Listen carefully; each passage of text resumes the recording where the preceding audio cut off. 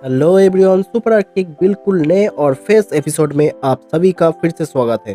तो आज की इस एपिसोड में जानेंगे मार्वल व्हाट इफ एपिसोड 9 के एंडिंग के बारे में। तो बिना कोई वक्त गवाए चलिए वीडियो को शुरू करते हैं।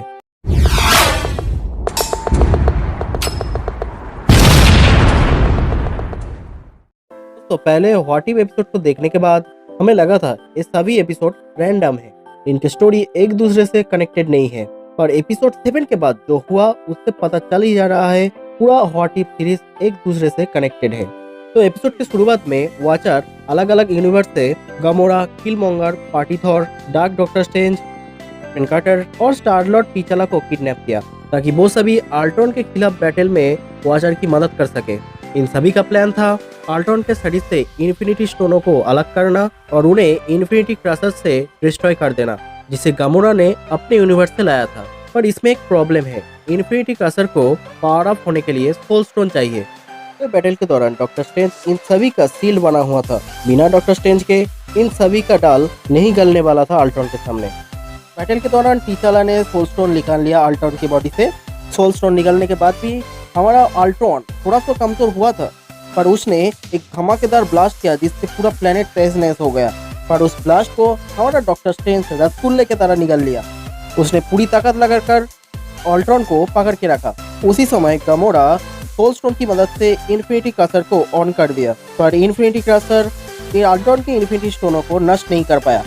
जैसे सभी यूनिवर्स एक दूसरे से अलग होता है, उसी तरह वहाँ की इन्फिनिटी स्टोन भी एक दूसरे से अलग होती है। इसी वजह से एक यूनिवर्स का इन्फिनिटी क्रशर दूसरे यूनिवर्स में काम नहीं किया।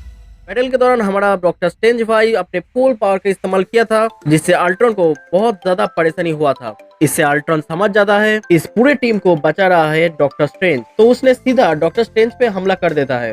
इसी दौरान हमारा ब्लैक विडो कैप्टन कार्टर की मदद से अल्ट्रॉन के अंदर अर्नेम जोला को अपलोड कर देती है। जोला ने अल्ट्रॉन को पूरी तरह डिस्ट्रॉय कर दिया, जैसे उसने एवेंजर्स एज ऑफ अल्ट्रॉन में जार्विस को डिस्ट्रॉय करना चाहता। इसी दौरान हमारा शकुनी किलमोंगर एक अल्ट्रॉन बॉट को इस्तेमाल करके आर्मर और 5 इन्फिनिटी स्टोन हासिल करना चाहा और उसने कामयाब भी हुआ था। उसी समय जोला ने अल्ट्राविजन के बॉडी पर पूरी तरह कंट्रोल हासिल कर लिया और माइंड स्टोन की मदद से सभी इन्फिनिटी स्टोनों को अपने पास फिर से बुलाने लगा।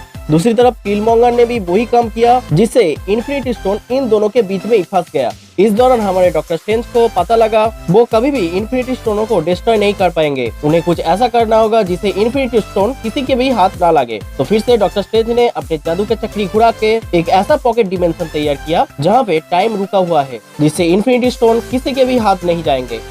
वॉचर उस पॉकेट डिमेंशन को स्क्वीज करके डॉक्टर स्ट्रेंज को संभालने के लिए दे दिया, जिससे इसकी रखवाली हो। उसके साथ डॉक्टर स्ट्रेंज को यह भी देखना होगा इस पॉकेट डिमेंशन में कभी भी क्रैक ना आए। स्ट्रेंज समझ जाता है उसके यूनिवर्स का खत्म होना बेवजह नहीं था और इस बैटल के दौरान क्या होगा ये पूरी बात वॉचर को पता था। एक तरफ से देखा जाए वॉचर ने मल्टीवर्स के इवेंट में इंटरफेरेंस किए भी है और नहीं भी। आखिर में वॉचर ने सबको अपने अपने यूनिवर्स में लौटा दिया, बिल्कुल उसी वक्त जिस समय उन सभी को वॉचर ने किडनैप किया था। कैप्टन कार्टर चाहती थी पास्ट में लौट जाए, बिल्कुल कैप्टन अमेरिका के तरह।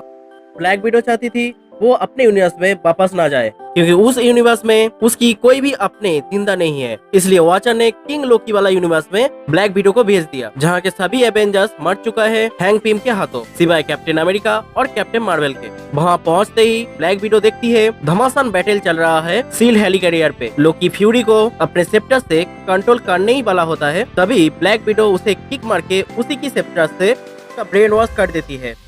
पोस्ट क्रेडिट सीन में दिखाया जाता है कैप्टन कार्टर उसी शिप में पहुंच चुकी है जहां से वॉचर उसे ले गया था। उस यूनिवर्स के ब्लैक विडो से बात करते समय उसे पता चलती है इस शिप में एक आर्मर भी है जिसे स्टीव ड्राइव करता था, और इस आर्मर के अंदर कोई है जो अभी भी जिंदा है।